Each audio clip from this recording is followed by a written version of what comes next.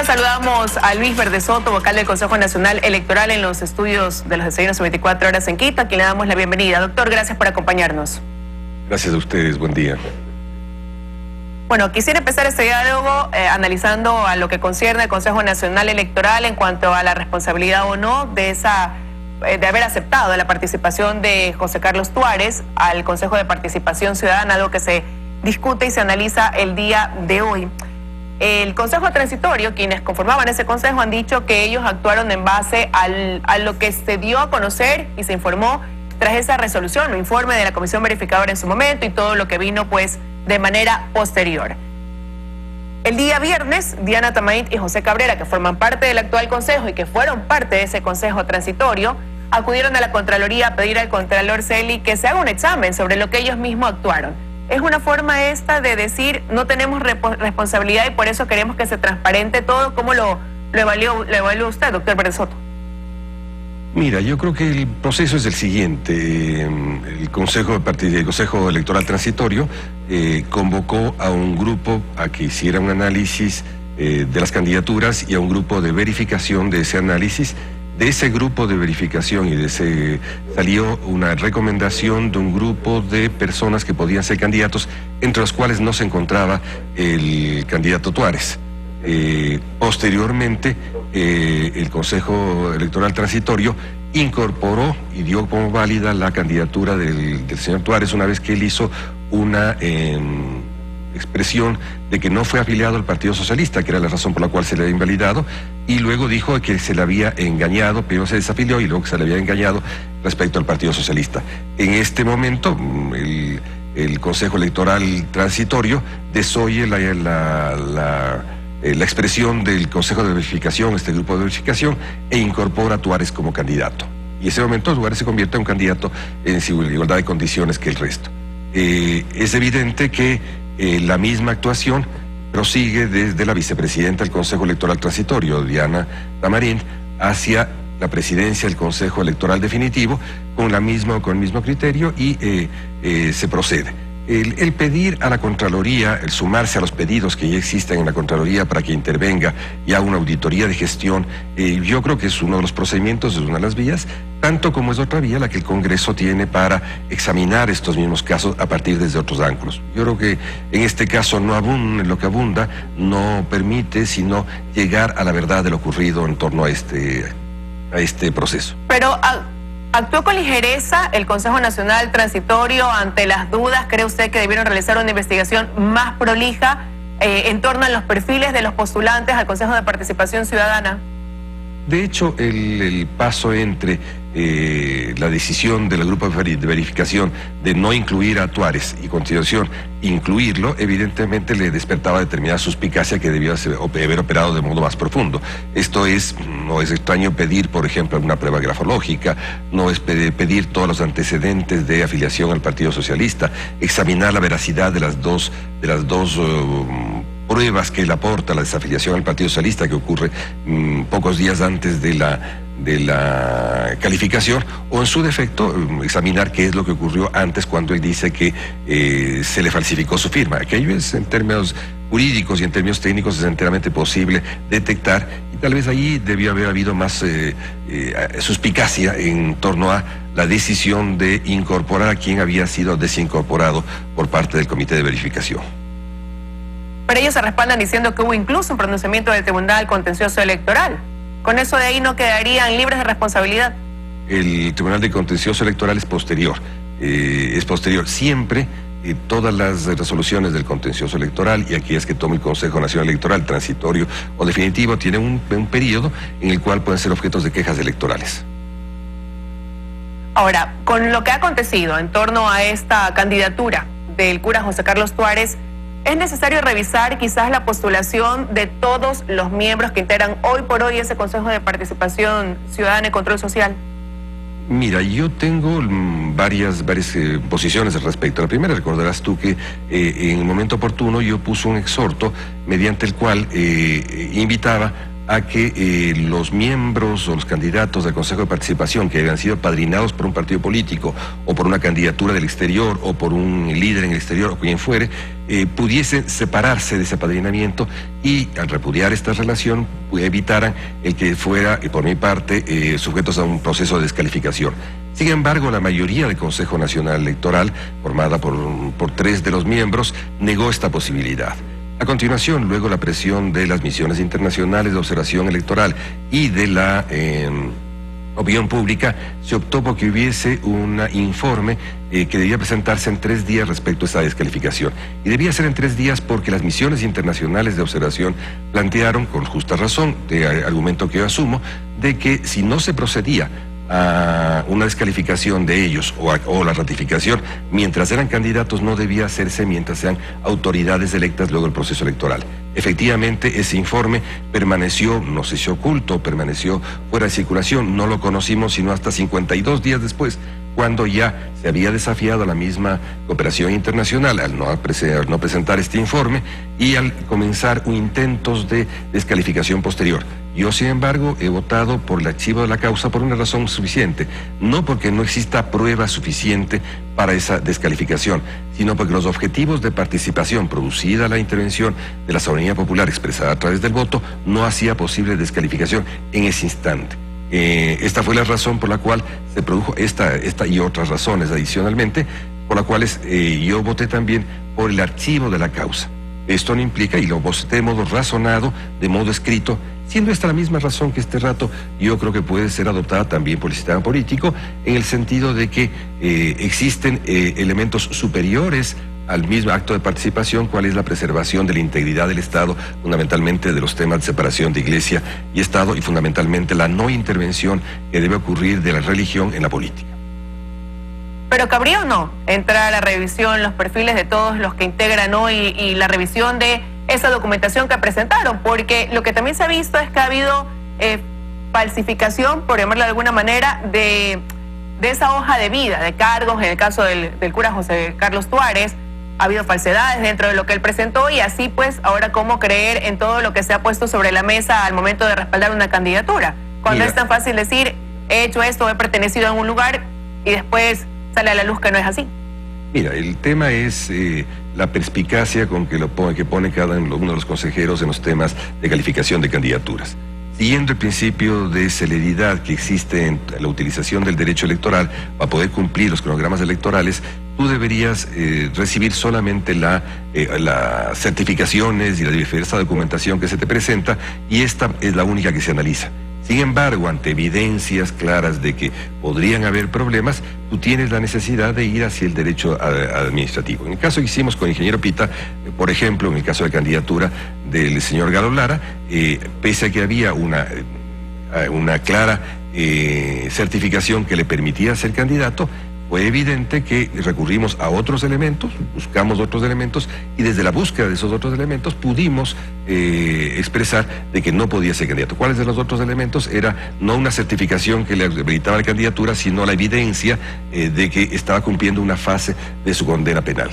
En este sentido, es lo que se debe hacer cuando existen casos evidentes. Cuando tienes 20.000 candidaturas, estas deben ser evidentemente ayudadas en su control por parte de las delegaciones provinciales, pero adicionalmente tenemos nosotros que en casos determinados adoptar iniciativas, y esto ya depende de esta acuciosidad con que pueda relacionarse y hacerse el análisis. Y ya para cerrar ese tema y pasar al de las reformas electorales, quisiera preguntarle, bueno, usted decía, hay algunos procesos o pedidos en la Contraloría para poder examinar, hacer un examen especial al proceso de verificación y calificación de participantes, de las habilidades e inhabilidades. ¿Hacia dónde debe mirar ese proceso? ¿Qué tan atrás debe apuntar esa mirada, enfocarse netamente en la comisión verificadora? ¿Hasta dónde se debe ampliar? ¿Cuál es su opinión al respecto? Yo creo que hay un momento que es importante, que tal vez lo estamos dejando de lado, que es no solamente el proceso de presentación de las candidaturas y el proceso de calificación de esas candidaturas, que como te había expresado, hubo un informe que negó la presencia de Tuárez dentro de los candidatos habilitados, sino en el mismo proceso electoral. El mismo proceso electoral también tiene que ser trabajado, y en ese sentido yo creo que es importante mirar la actuación que ha habido sobre este y sobre todos los candidatos respecto a la calificación de sus candidaturas y a su procedimiento en candidaturas. Yo te reitero que es importante que la Contraloría mire qué ocurrió sobre, yo diría, la inacción que tuvo en general en los procesos de fiscalización el Consejo Nacional Electoral en la última campaña. Y siendo que el tema de los candidatos al Consejo de Participación es ámbito de acción del Consejo Nacional, porque es una candidatura nacional, debe poner especial énfasis allí la Contraloría. Yo entiendo que la Contraloría tendrá las disponibilidades técnicas y de conocimiento para trabajar las campañas electorales como tales. Es una auditoría de gestión la que tiene que hacer, además obviamente de cumplimiento de cada uno de las obligaciones que tenemos en el Consejo Nacional Electoral, que por cierto son obligaciones no colectivas ni gremiales, se trata de obligaciones individuales, porque cada uno de nosotros fue elegido individualmente y sobre todo cada uno de nosotros vota, mociona, se diferencia en cada una de las acciones del Consejo. Consiguientemente, este examen tendrá que hacerse individualmente como corresponde, como de hecho ya lo está haciendo el Congreso. Ahora, lo cierto es que este tipo de cosas que hoy estamos viviendo acá en el país podrían evitarse si es que uno eligiera mejor o también si es que ya se hubiera dado paso a ciertas reformas electorales. Y en torno a eso usted tenía una propuesta que ha tenido que reducirse debido a que el tema pues ya está en análisis en la Asamblea desde hace tiempo atrás. ¿A qué le ha dado prioridad en su propuesta una vez que, como digo, pues ha tenido que ser reducida o condensada? Las prioridades son acordadas para que puedan ser viables en los siguientes 4 meses, teniendo en cuenta que en medio hay un mes de vacancia legislativa. Las prioridades son primero y fundamentalmente la restitución del sistema proporcional en Ecuador a través de la restitución de las circunscripciones provinciales en Pichincha, Manabí y Guayas y en las ciudades de Quito y Guayaquil, las otras que puedan tener divisiones por circunscripciones. La segunda, la restitución de un sistema de votación por listas, eliminando la posibilidad entre listas y dentro de la votación por listas que haya la posibilidad de un voto preferencial.